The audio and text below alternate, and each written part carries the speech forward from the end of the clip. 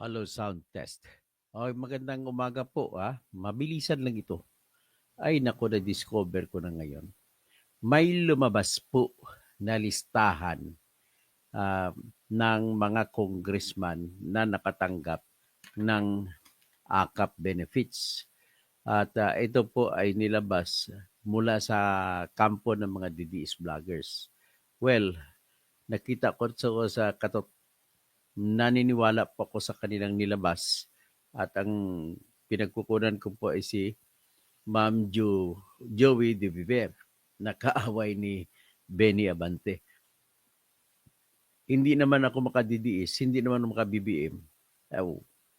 Pero ang problema ko lamang ay I have to deal with tinatawag natin na katotohanan.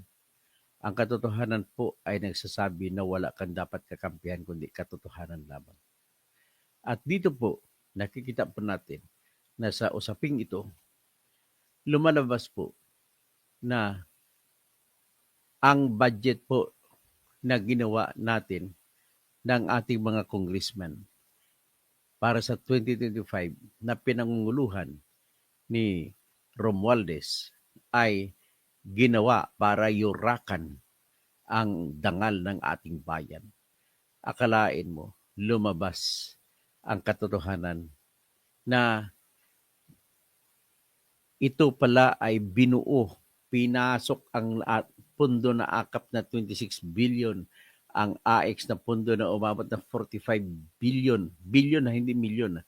Tapos ang akap, ulitin ko lang, 26 billion, ang AX 45 billion, ang MAIP umabot na 40 plus billion din. Pati yung mga flood control projects na 288 million, dinagdag doon sa dating programa ng DPWH. Anong ibig sabihin nun? Lahat po niyan nagalaw, basahin mo lang at may ibig sabihin yan. Ngayon, pagkatapos ng budget na yon, kara-karaka, nung naayos na, nung lumabas na ang pundo, kasi kung makita mo yung pundo, pagpapalabas ng pundo mula sa SARO, ay parang nasa Pebrero lumabas. Nung lumabas sa Pebrero, ay mga February 3, nakalabas na sa listahan na yon na nakikita natin na yung mga congressman na pumirma sa impeachment laban kay Sara Duterte ay nakatanggap, binigyan ng mga alokasyon na tag 25 hanggang 20 million kada isa. Sagwa, no? So, para ma-highlight ko ito kung gaano kahalaga yung liderato na walang pera-pera, ay sa totoo lang, hindi po yun ginaya at hindi nakaya at hindi ginagaya ni Mr. Ferdinand Martin Romualdez. Isa kang dakilang korap, magnanakaw na tao. Kaya ang title ng ating kwento po ngayon ay The Most Corrupt Speaker. Lahat ng pumirma, binigyan ng 20M pataas ng akap. Ganun po ang ating istorya sa ngayon. At ito po ang aking introduction. Pakinggan muna natin yung isang magandang babae na nagsasalita tungkol sa pera at hindi pagbibigay ng pera at kung ano ang liderato. So titingnan mo natin, pakinggan muna natin siya.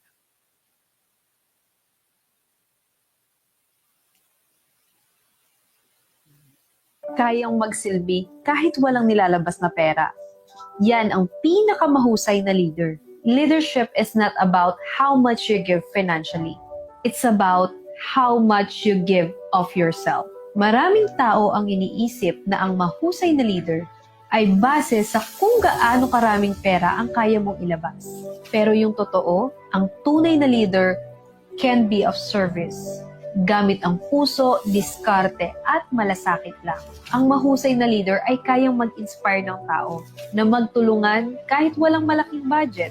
Nakakahanap rin sila ng solusyon sa problema gamit ang creativity at resourcefulness nila. At higit sa lahat, tunay silang nakikinig.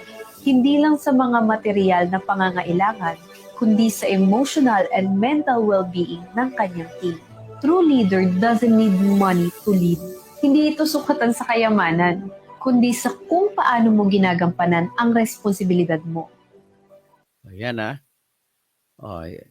Ngayon, having said that, may papakita ko sa inyong ebidensya ng listahan na kung saan ang mga pangalan ng mga congressman na lahat ay nakatanggap, may binigay na pondo na akap. So, bago pa yan, may lumabas na yung mga umamin ng mga congressman, kagaya nung ng congressman Ecleo sa Surigao, ang kanyang at dinagat na pala siya ngayon.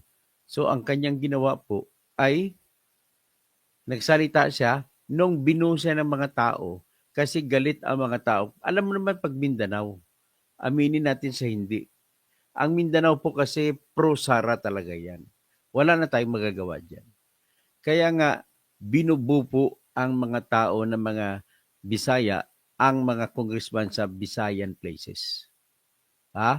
Okay. Nung nagsalita sa mikropono si Congressman Ecleo, tinapon niyang mikropono. Anong ibig sabihin nun? Kasi binusa.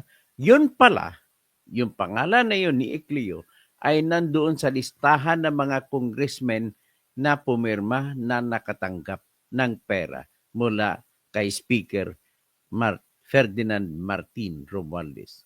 So, pinaka-corrupt talaga ng speaker to nangyari sa balat ng karanasan o kasaysayan ng Pilipinas. Sobrang corrupt. So, ito na po. Nagpapaalam ako kay Ma'am Joey Di Biber at gagamitin ko po ang iyong video, vlog at ipapakita ko po kasi wala naman akong kopya ng sinasabi. Pakibigyan mo po ako, pakipasahan mo po ako sa totokausing@yahoo.com ng ng Excel file ng mga congressmen na nakatanggap ng AX. Ito po si Juan. In the meantime, ang babasihan na lamang natin ay yung mismo yung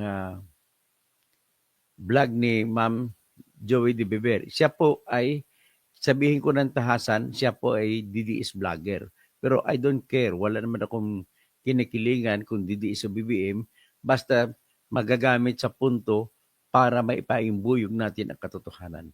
So ito po, ilalabas ko po si Ma'am Biber.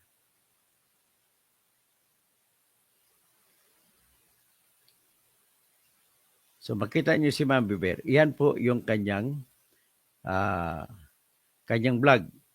Ito pong nakita ninyo, ito po yung listahan ng mga congressmen na nakatanggap ng noong February 3 ng pundo ng akap na 25 million.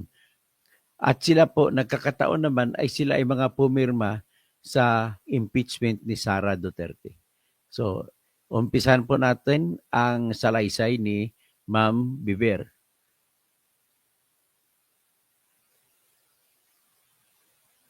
Who should rely on? I do not know. That's why I'm asking. It's just that the information is so damning. The information is so consistent.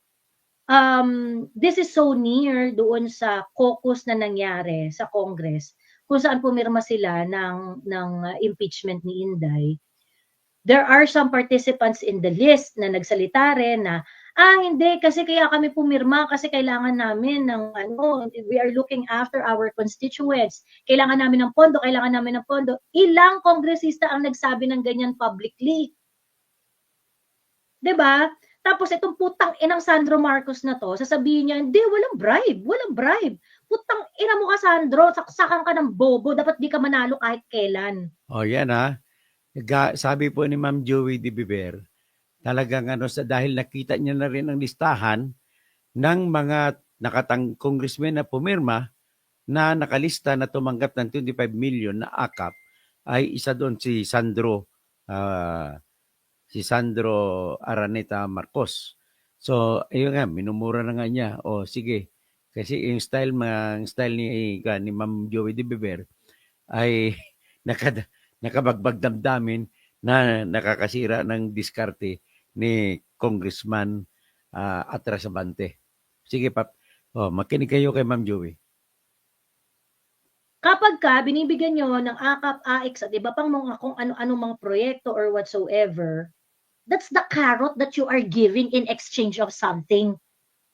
Ito naman, kung mo kaming ginagawang tanga, Sandro Marcos, di ba yan yung sinabi ni Sandro? There is no bribe, there is no eme. Bobo talaga yan si Sandro eh. Anyway, nais ko na magsalita din. At ladies and gentlemen, ang problema ko sa ngayon, ako'y fair ako na tao. Wala akong kinakampihan kay Sara o pro-Sara o anti-Sara. Ang problema ko lang dito, gusto ko na matuloy ang impeachment. Base po sa ebidensya na nakita natin o natunghayan natin doon sa hearing ng Good Government sa Quadcom. Kung ako tanungin nyo, nakatutok ang aking utak at mata doon sa mga nilabas na mga resibo na tungkol gastos ko noon sa confidential fund na una 125 million at pangalawa yung 500 million na confidential fund sa Vice President at yung 150 million na confidential fund sa Department of Education. So ang aking puntos lang dito ay nabitin tayo ron. Unang concern ko, nabitin tayo ron. Bakit? Hanggang doon na lang tayo sa mga resibo. Nakita natin na may resibo ng mga Mary Grace Piatos. Nagiging tampulan pa nga ng mga biroan yan. At mayroong mga Kukoy Villamin. At mahigit 1,000 na pangalan na nakalagay doon sa mga resibo kuno para sa confidential fund na magpapatunay sana na yung mga taong yun ay nakatanggap ng pera mula sa confidential fund ay hindi nabigyan ng tamang konklusyon. Walang closure, kumbaga. Ang nangyari kasi, nang tinanong na yung tinatawag na special disbursing officers, ay tahasan nilang sinabi na yung lahat ng pera na hinawakan nila at binigay ay binigay nila kay Colonel Nolasco at Colonel La Chica. Hanggang doon na lang. Sinisisi ko itong Good Government Committee ni Mr. Joel Chua, Attorney Joel Chua. Bakit hindi sila nagtanong doon sa mga colonel na yun kung saan nila dinala ang pera? Ang kanilang sagot ay hindi na nila, hinayaan na lang daw nila ang armed forces sa pag-imbestiga sa kanilang tao kung saan nila dinala. Ganun po ang katotohanan. So bakit? Ito, kung tinutukoy natin na sikreto ang confidential fund, unang tanong, nag-argumento kayo at pinilit niyo na buksan ang mga resibo na supposedly dapat executive session kayo para hindi makita ng mga kaaway ng bayan. Hindi malalaman ng mga kaaway ng bayan ang mga galaw ng mga impormasyon. Ang mga pangangarap ng impormasyon. Sakasakali mang totoo man yun. Siyempre, kung wala tayong ebidensya kung hindi man totoo, in the meantime, titingnan muna natin na totoo yun. Maliban na lamang kung meron tayong makikitang ebidensya na nagpapakita na hindi totoo yun. Katawa-tawa. Nakita natin, pati ako natawa. Ang mga resibo na binigay, inatanggap ko noon ni Mary Grace Piatos na hindi ako naniniwala na iyon ay pangalan ng tao, kundi pangalan ng restaurant at chichirya na pinagdugtong. Ngayon, sinabi ni Panfilo Ping Lacson, ginagamit naman talaga yan yung tinatawag na alias na mga pangalan para sa kaisipan na itago ang pangalan ng totoong taong tumawag. Totoong taong tumanggap.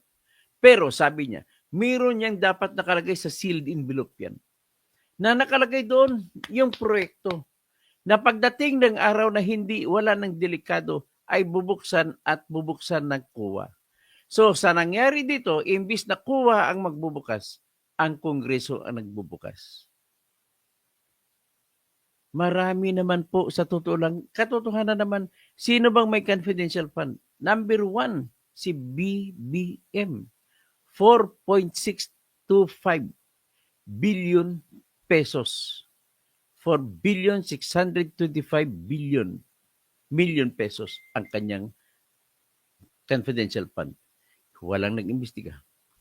Yung mga hepe ng Philippine National Police, malaki ang kanilang confidential fund. Walang inimbestigahan. Yung Department of Justice ay may confidential fund. Walang inimbestigahan. Yung Philippine Coast Guard na lumanlaban sa China, may intelligence fund. Walang inimbestigahan. Yung Bureau of Fisheries and Aquatic Resources na ginagamit nila parang paramilitary sa pag-counter sa China ay may confidential fund. Walang inimbestigahan. Yung Philippine Army ay may confidential fund. Walang inimbestigahan. So, dito po, kung naging fair sana tayo, ay wala pong paghati-hati ang bayan natin. Ang feeling kasi po nung mga taong mga taga Mindanao lalo at mga kalahati ng Visayas ay parang nang aapi na po ang gobyernong Marcos. At ang inaapi nila ay itong grupo naman ni Sara. Na sa tingin nila, pag tinira nila si Sara, ang tingin nila, yun ay para sa pakay na matatalo si Sara sa 2028 election. Wala. Let us be honest. And because of that, ano ba talaga ang pakay? Bakit pinaglalaruan nila sa Kongreso ang investigasyon na nakatutok lamang kay Sara? Oo, mataray kasing babae. Ayaw ko si Sara. In fact, tatakbo nga ako pagka-presidente sa 2028. Huwag lang naman sana ako inuisan sulit. Kakalabanin ko siya. Kakalabanin ko rin si Rapi Tulfo kung tatakbo siya. Kakalabanin ko rin si Tambaloslos kung tatakbo siya. Magdebate kami roon. Bahala ng bayan, magsasabi kung sino ang magaling. Ako, ang bitbit ko lamang ang aking katapatan at kakayahan. Yan po ang aking nakikita rito. From the start, nawala yung suporta ko sa kanilang ginagawa na i-impeach si Sara. Pero mas gusto ko pa rin matuloy ang impeachment para makikita ang lahat ng katotohanan na binibigyan lang lamang ng pera na akap ang mga pumirma. Gusto ko matuloy ang impeachment para mabisto sila lahat. Di ba, Ma'am Joey Di Biber? Suportahan natin ang impeachment para magkaalam-alaman na lahat. Hindi naman ako naniniwala na magpapatira lang ito si Sara. Ang gagaling ng mga abogado niya. Sigurado ako tumbok yan. Sigurado ako lalabas ang lahat ng mga congressman na tumanggap ng tinatawag na AKAP at AX at mga flood control projects. Yun pala ang dahilan. Kaya pala binalibag nila ang budget na masamang masama at pumayag naman si Bongbong Marcos nang ibig sabihin ay siya ay kasama sa sindikato na walang ibang agenda na nakikita kundi kung tumbahin lamang ang kanilang kaaway. Paano naman ang mga totoong tao nito? Very clear, very clear. Sa ngayon, nakita ko na listahan na mga nakatanggap ng AKAP ay puro sila lahat ang nakapirma. Pakinggan natin po si Ma'am Joey Di Biber. Tapos nangangarap maging presidente, tangina, kadiri. Walang brilliance. I mean, Diyos ko, magpa-clean living ka muna, Sandro, bago ka magpuputak para di ka mukha. Diba? Ayun. Anyway, so ayun na nga. Okay, now I'm going to show you yung table na ito. Okay? Papakita ko sa inyo itong table na ito. Bantayan yung Okay. table. Ipapakita ni Ma'am Joey Di Viver. So yung table, actually, mukha siyang identical when it comes to yung kasi yan dalawang tab yan, AKAP at saka AX. O, AKAP Ayan. at AX pa pala. O, stop ko muna. O, nababasa ko, DSWD. Number 1, Honorable Alan B. Ecleo ng Dinagat Island. Nakalagay, 25 million pesos budget. Para saan ito? Endorsed para sa kanya. Nilabas noong February 3, 2025. Ang kasabay niya na nilabas ng February 3, 2025 na pumirma din na galing sa AX. Tingnan nyo, AX yan. Makita nyo ang aking arrow. Yan, AX lahat yan. Ang kasunod sa kanya, si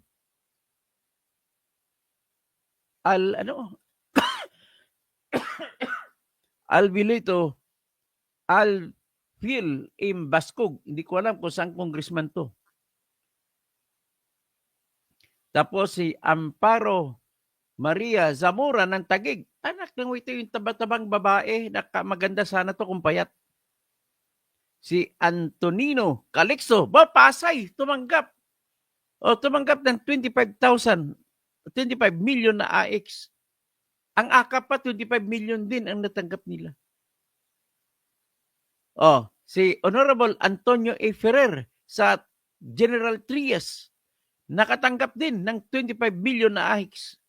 Si Arthur Celeste ng Pangasinan, nakatanggap din ng 25 million na AX. Si Honorable Baby Aline Nol Vargas, hindi ko mabasa ang pangalan, AX din, 25 million. Si Honorable Carlito S. Marquez, 25 million, AX din. Bakit tawagin ko pa ito mga honorable? Hindi dapat honorable. Tawagin ko lang rep. Kayo nang rape naman sila ng pera, di tawagin sila rape. Rape Ching Arab, tawag nito? Buenos. 25 million AX. Rape Christian Telyap. Rape AX, 25 million. Rape Dan S. Fernandez sa Laguna, tumatakbong gobernador. 25 million din na AX. So, Daphne A. Lagun. Di ko alam saan congressman to. 25 billion AX. Edibong Plaza. Agusan del Sur. Si Edibong Plaza, tumanggap din 25 million pesos sa AX. Si Edgardo M. Chato, tumanggap din. Saan ba ito si Chato? Kung anong distrito ito? Tumanggap din 25 million AX. Si Congressman, rate Edsel Galius, 25 million AX. Si rate Eduardo Rama, taga Cebu ito. Tumanggap din 25 million AX. Si rate Emerson Pascual si Eming Pascual ng Gapan, tumanggap din ng suhol na 25 million AX. Si Ray Faustino Michael Carlos the First, tumanggap din ng AX, 25 million. Si Rida Robes ng San Jose del Monte City sa Bulacan, tumanggap din ng 25 million na AX. Mga corrupt talaga kayo lahat.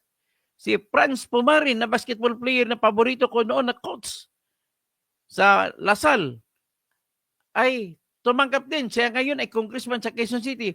Tumanggap din ng 25 million na AX. Huwag nyo na iboto mga ito. Si James Jojo Ang Jr. tumanggap din. Hindi ko alam sa distrito ito. Sino pa ito? Si Jocelyn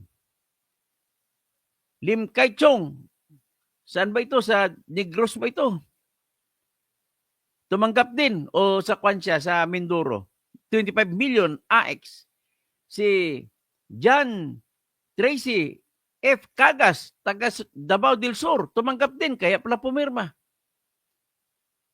Tapos si Jose Bong Tebes, o taga Bicol ito na Tebes, hindi yung Tebes na killer. Tumanggap din ng 25 million. Si Jose Manuel Alba, tumanggap din 25 million na AX. Hay, nako, dito sa kabila, si Alejandro Ruperto Ambil, Patricia Ann Plaza, Princess Cleope, Ross Edward Kundangan, Martin Nicolo Ferrer, Mary Angel Lynn Herrera, pati si BHF, si Igan, nako, sino tong pangalan ni Herrera nito? Kaibigan ko to, na-meet ko to eh. Si Arador Enrico Araw, nakatanggap din. Si Mr. Carolina Marquez, nakatanggap din. Daryl, pangalan to? Kaluwag o Kuluwag, hindi ko may basa.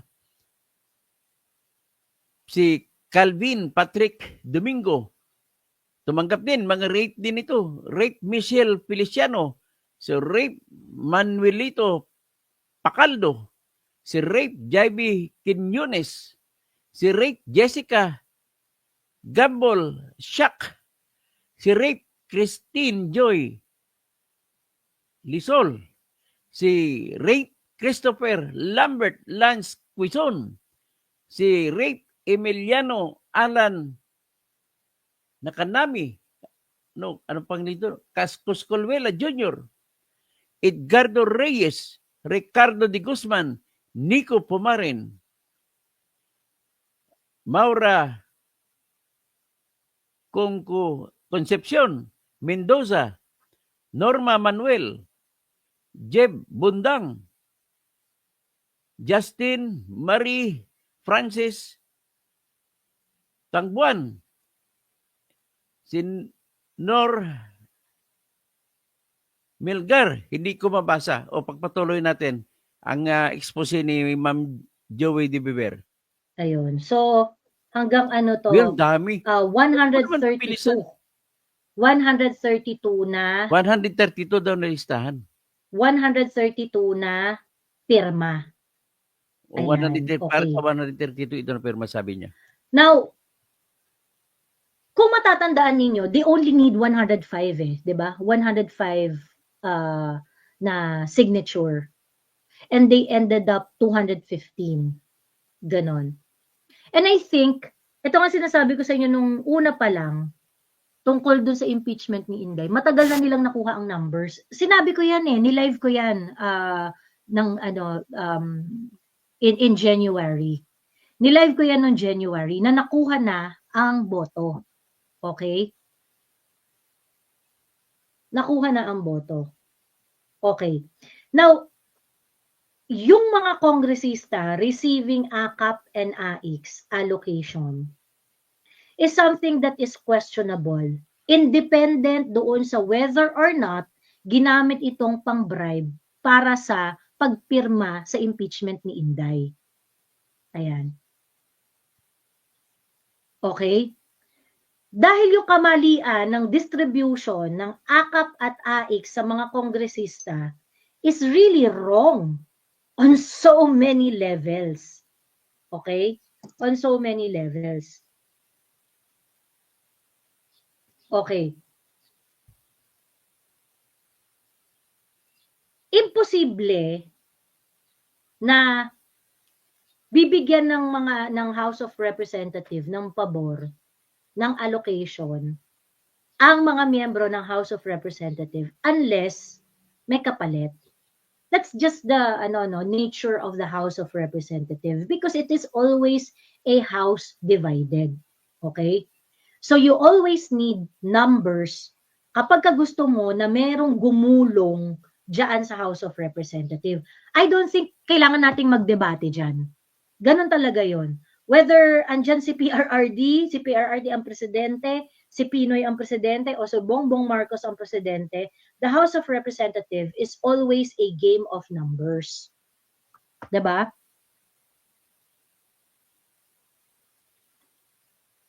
Nag-browse ako sa GC, nasa repair shop kasi ako paggawa ng kotse, sabi ni Politika at iba pa. Ayan.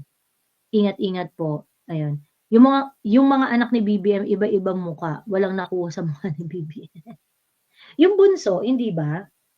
Si Vinny. Ano ba adjective ang gagamitin natin dito? Something that we should abhor, napaka-abhorrent, 'di ba? Grabe yung grabe Ito naman po, pakita ko sa inyo, akap na naman ito, 20 million. 20 million ang akap. Ganon din yung binanggit ko mga pangalan kanina, si Ecleo Nangunguna, ay may akap din, 20 million nakalagay. Ganon po kabastos. Nako. Paano na mangyari sa Pilipinas kung ganito? Ay, nako. Tingnan ko yung flood control. Ito palang katapusan ng 183. 183 ang listahan ng AX. Ay, nako. Hindi ko po maintindihan kung bakit ganito. So anyway, yan lang mga importante pinakita ko. Anyway, that's enough. Sufficient na yung katibayan. Para sabihin natin sa ngayon na kaya pala blanco ang Bicameral Conference Committee report sa pagmagic-magic nila para mailagay ang budget sa AKAP kasi pala ang target ay talagang samantalahin ang sentimiento ng maraming tao na nagnakaw si Sara Duterte mula sa kanyang confidential fund. Obviously, kahit na ganun ang ebidensya, kukunti lamang pala ang mga congressman na gustong i-impeach si Sara.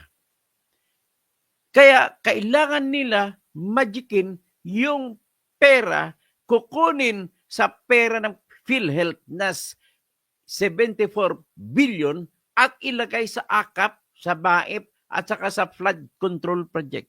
Kinuha din nila ang 12 billion na pondo para sa pag-ibibili ng mga laptop ng mga pupils natin at mga estudyante natin sa DepEd. 100 million na yan, 100 billion. So kinuha din nila ang 12 plus 74, that is 86 billion na. So kinuha din nila ang 30 billion mula sa CHED para sa mga escolar sana natin sa ngayong 2025. So kung 84 plus 30, that is 114 billion na ang naipon nila. Kasi kailangan mo kunan sa iba kasi hindi mo pwede dagdag ka lang dagdag. Bawal sa konstitusyon. Kailangan bawasan mong iba at idadagdag mo sa AKAP. So ang pupunduhan kasi nila 26 billion na AKAP, 45 billion na AX. Ang MAIP na nasa 45 billion din. So 90 plus 26, so that is 116 billion. At pupunduhan din nila ang 288 billion na flood control projects. So 90 plus 288, so kailangan nila 400 halos na billion. Kaya namulot sila, tinanggal nila ang PhilHealth na budget, 74.4 billion. Tinanggal nila ang 30 billion sa CHED Scholar, tinanggalan nila isang CHED Scholar din na 3 billion. So ilan na yun? 74, 104 plus 307. Tapos tinanggalan nila na 12 ang education. So 107, 119. So tinanggalan din nila yung ng 17 billion ang military. So 119, 126. 136. So, tinanggalan din nila yung yung TESDA, tinanggalan nila. At saka yung tupad, tinanggal din nila lahat-lahat. At higit sa lahat, tinanggal nila ang 5 billion na pension sa mga senior citizens na tig 1,000 pesos kada buwan. Marami pa silang tinanggal. Ganun po ang nangyari. So, ibig sabihin, wala na talaga itong gobyerno natin. Kailangan durugin na natin ito. Mapakaliwa ka, mapakanan. Wala kang mahihita. Sa totoo lang, the only savior of this country is ako lang talaga makakapag-save ng bansa na to. Sana magbago ang isip ng mga tao. Iwanan nyo yung si Duterte, iwanan nyo si BBM, tatakbo ako ng presidente.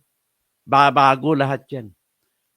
Tandaan nyo, kung may tukhang si Duterte, magtutukhang din ako sa mga korap. 1 taon lang yan, ubos lahat yan. Alam ko po ang gagawin ko. Hindi ko muna sasabihin sa ngayon. May puso ako, may will ako, at may direksyon ang aking plano. Ang isa lang pwede ko sabihin sa inyo, pipilitin ko na magkaroon ng pagbabago sa sistema ng ating katarungan. Kailangan papalitan na, it's high time, na palitan na yung lahat na magdidesisyon, maghuhusga sa lahat ng korte natin ay kayo mismo ng mga tao.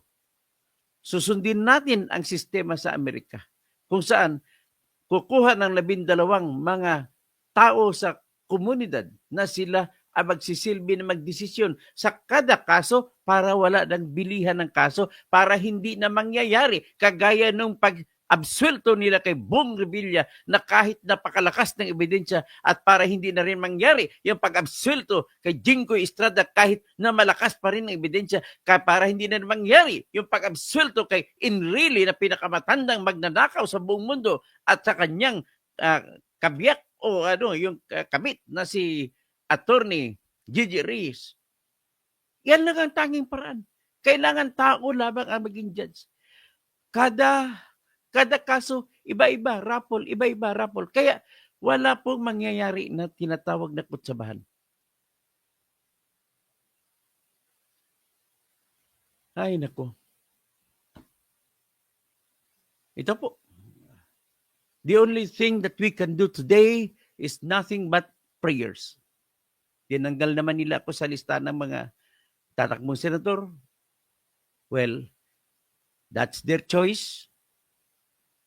Andito naman ako, manatili ako mabuhay, kaya lang hindi ako makakatulog, mag-iisip na patuloy ang korupsyon sa ating bayan. Maraming salamat po. Hanggang dyan lang muna tayo.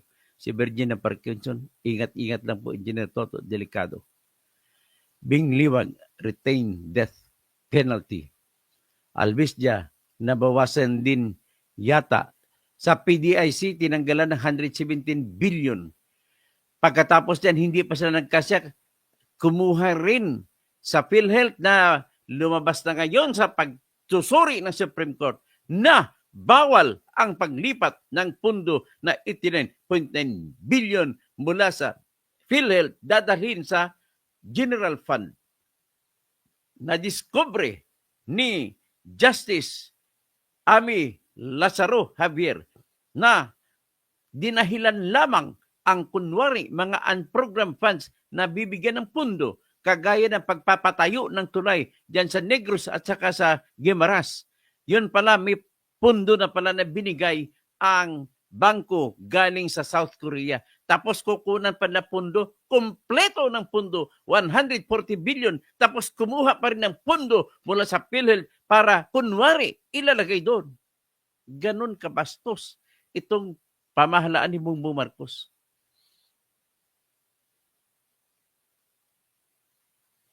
Ay, nako. Sige, patulog tayo. Ako may gagawin pa. Maghanap buhay muna ako. At Sir D, napakarami po pala talagang pera ang Pilipinas para mapunta lang sa health.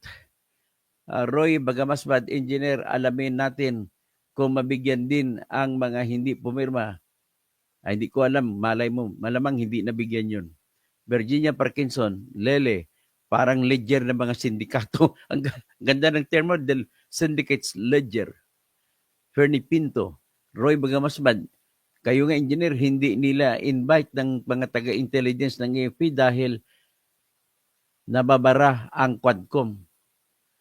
Sasabihin ko na sa inyo, talagang sinadya pa pala nila na hindi ako imbitahan. Nalaman ko lang po. Hindi ko na sabihin kung sino nagsabi sa akin at kung anong dahilan bakit hindi ako inimbita sa bloggers hearing. At speaking of bloggers, nakakuha po sila ng action mula sa Supreme Court at inutusan ang TRICOM na sumagot. Bakit hindi nila sila bibigyan ng TRO at patigil ang kanilang investigasyon sa mga vlogger? Kasi po ako, kahit mga kalaban kong mga vlogger mga yan, I still love them because they are practicing what is sacred in our Constitution, and that is the sacredness of what we call as freedom of expression. And that Article 3, Section 4 of our Constitution says that no law shall be passed abridging the freedom of expression, of speech, and of the press, and peaceably, the right to peaceably assemble and petition the government to redress their grievance. Yun yung mga karapatan na hindi mo pwede gawad ng batas. Okay? Bukas siguro mga kwento ako tungkol sa press freedom. Ang gagamitin ko yung aking kaso na naipanalo ko sa Supreme Court. Press freedom. Ay, abis dya. Ibuto ko sana ang bunyog. Sige, ibuto mo pong bunyog alang-alang sa akin po. Ibuto natin. Wala namang, kaya ko nang kausapin si Kainso. Quandra Boxing TV. Shout out, Dr. Kasing from Iloilo City. Maayong gabi. Maayong aga na gali sa mga taga-Iloilo na nahidlaw man ko. Isang lapas matsoy ba? Logo 2, Oreg. Hoy, kalbo. Okay lang. Hindi ka nakaintindi pala. AKAP at AX, kila nila papamigay yan. Actually, napamigay na nila. Bawal ang mamigay sa ayuda kasi nakakuha na sila exemption sa eleksyon. Kaya binigyan sila ng exemption ni Irwin Garcia. So, Mr. Romualdez Tambi, ganyan po sana ang tunay na nangyari. Di yung bulabugin po tayo. Sir, ingat lagi. God bless. Mr. Romualdez Tambi, salamat ulit sa dapat ginagay nyo si Enzo. Rekto kung ano ba ang dapat tutukan. Di yung nakapokus lang siya sa PDP. Ay, Lorenzo Mercurio. Hello, Dr. Kausing. Okay, yan lang po ang aking masasabi sa ngayon at magandang umaga po at matulog tayo ng mahimbing sabi pa ni Attorney Libayan. Sabing liwag. Okay.